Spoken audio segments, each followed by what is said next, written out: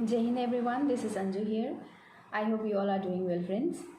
So चलिए दोस्तों, आज से हम द्विभाषी रचना के साथ साथ NCERT 6 स्टैंडर्ड की हिस्ट्री भी शुरू करने वाले हैं और 6, 7, 8, 9, 10, 11, 12 कर पूरा हम करेंगे। धीरे धीरे करके हम आगे बढ़ेंगे।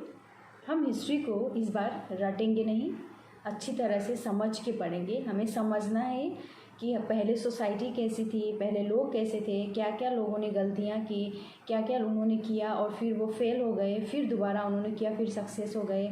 सोसाइटी कैसी बनी, हमारी आइडेंटिटी क्या है, क्या चेंजेस हुए तब और अब में। अभी हम 2022 में जी रहे हैं, तो पहले ज़ीरो से शुरुआत कैसे हुई थी।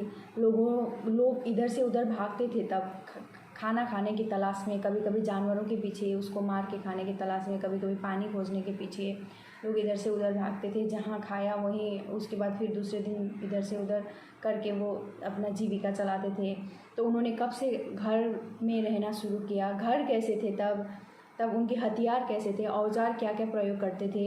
ये सब बातें जो है हम धीरे धीरे करके अपने इतिहास में समझेंगे। अतीत में, हमारा अतीत है दोस्तों, तो हम उसको समझने की पूरा कोशिश करेंगे और समझेंगे भी। पहले हम सबको लगता था, मुझे भी लगता था कि हिस्ट्री जो है बहुत बोरिंग सब्जेक्ट है, नहीं हिस्ट्री पढ़ के क्या होगा यार। तो हिस्ट्री बहुत इम्पोर्टेंट है। जब से मैंने पढ़ना शुरू किया समझ के, मुझे बहुत अच्छा लगता है हिस्ट्री पढ़ना। हिस्ट्री में मेन इम्पोर्टेंट बात ये है कि दोस्तों हमें डेट और साल, ईयर, ये जो है हमें याद करना है। पता होना चाहिए कि कौन सा इंसिडेंट कब हुआ था, कौन सा वार जो है किस किस के पीछे कब हुआ था। तो अगर हिस्ट्री में डेट और ईयर हमें पता नहीं है तो उसका कोई फ़ायदा नहीं है। एक छोटा सा उदाहरण लेते हैं दोस्तों।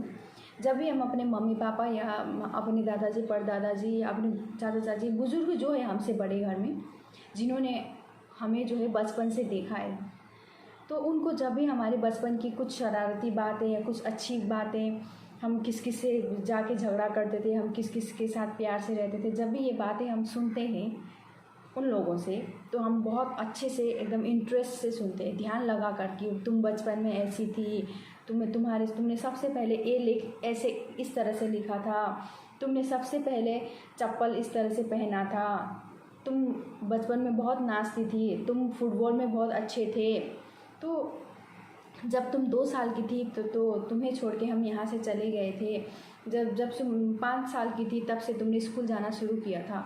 तो ऐसे जब भी कोई हमारी बचपन की कहानी सुनाता है तो हमें सुनने में बहुत मज़ा आता है। तो उसी तरह वो हमारा बचपन, एक छोटा सा एग्जांपल ले रही थी मैं, वो हमारी बचपन की कहानी थी। तो ये भी तो हमारा अतीत है ना दोस्तों।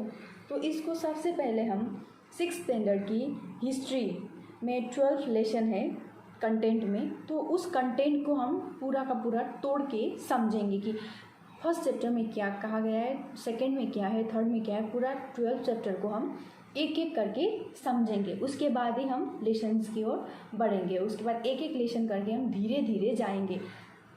थोड़ा पढ़ेंगे लेकिन समझ के पढ़ेंगे। ज़बरदस्ती किसी को थोपेंगे नहीं दोस्तों, ज़बरदस्ती किसी के साथ नहीं किया जा सकता। बहुत अच्छे से समझ के पढ़ेंगे और हमें समझ में भी आने वाला है। तो चलिए सबसे पहले हम कंटेंट की एनालिसिस करते हैं।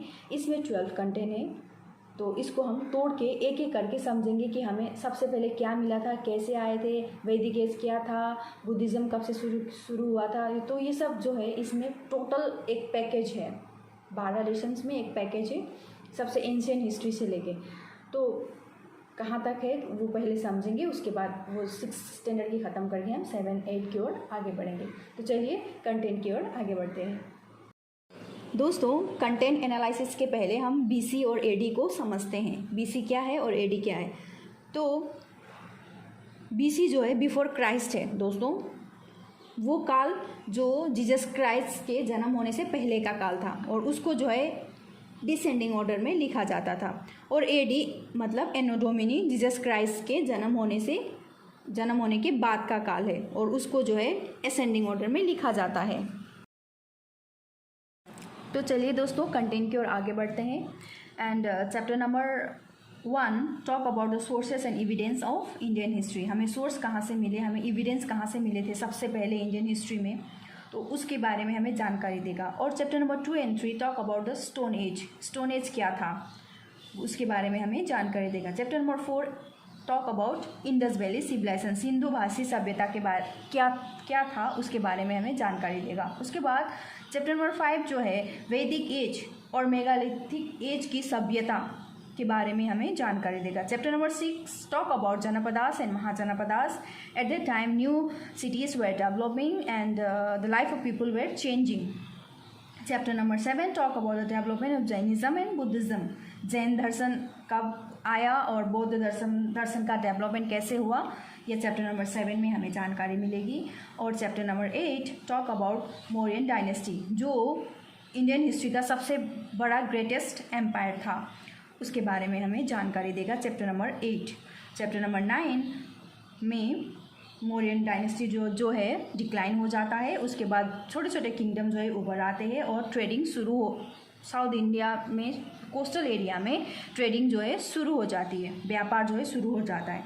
उसके बाद चैप्टर नंबर 10 में गुप्ता डायनेस्टी के बारे में जानकारी दिया जाता है और इसी चैप्टर नंबर 10 में ही इस्लाम धर्म को भी बताया गया है कि डेवलपमेंट ऑफ इस्लाम इसी में शुरू हो जाता है। और चैप्टर नंबर 11 में कालिदासा और आर्यभट्टा जैसे महान पोइट और एस्ट्रोनॉमर आए थे और इस समय के काल को गोल्डन एज और क्लासिकल एज भी कहा जाता है, क्योंकि इस समय बहुत ज़्यादा डेवलपमेंट होना शुरू हुआ था और इन्वेंशन होना भी शुरू हुआ था, डिस्कवरीज और इन्वेंशन होना शुरू किया था in the field of science and technology, engineering, art, architecture, literature, mathematic, astronomy, religion, philosophy etcetera and etcetera. So हर एक फील्ड में डेवलपमेंट होना शुरू हुआ था। और chapter number 12 talk about building, painting, जो हमारे भारत के विभिन्न राज्यों में हज़ारों साल पुराने मंदिर, मस्जिद और मोनेस्ट्री और पुराने किताबें जो लिखी गई थी, इसकी जानकारी हमें चैप्टर नंबर 12 में मिलती है। तो ये कंप्लीट पैकेज जो है NCERT 6th स्टैंडर्ड की हिस्ट्री में है, जो हम लोगों ने सिर्फ कंटेंट समझा है दोस्तों, हम एक एक करके इसको पूरा का पूरा समझेंगे। तो यहीं से हम समझ पाते हैं कि पहले हमें सोर्सेस मिले, उसके बाद हम स्टोन एज में आए, उसके बाद हमारी सभ्यता हुई, फिर हमें वैदिक एज के बारे में जानकारी हुई, फिर जनपदास आए, उसके बाद जैन धर्म और बौद्ध धर्म का डेवलपमेंट हुआ, फिर बहुत बड़ा एम्पायर जो है सबसे बड़ा एम्पायर था इंडियन हिस्ट्री में मौर्यन एम्पायर, वो हुआ। उसके बाद उसका डिक्लाइन होने के बाद फिर कोस्टल एरिया में ट्रेडिंग का शुरुआत हुई, व्यापार का शुरुआत हो गया। फिर गुप्ता डायनेस्टी आया, उसी को हम गोल्डन एज और क्लासिक एज भी कहते हैं। उसी समय इस्लाम का भी डेवलपमेंट हो गया था। उसके बाद फिर चैप्टर नंबर 11 में हमें बहुत सारी इन्वेंशन और डिस्कवरीज मिलती है, हर एक फील्ड में हमें डेवलपमेंट करना शुरू किया था। और फिर लास्ट में जाके चैप्टर नंबर 12 जो अंतिम चैप्टर है NCERT 6th स्टैंडर्ड का, उसमें जो है पेंटिंग और टेम्पल बिल्डिंग का जो है डेवलपमेंट हो जाता है।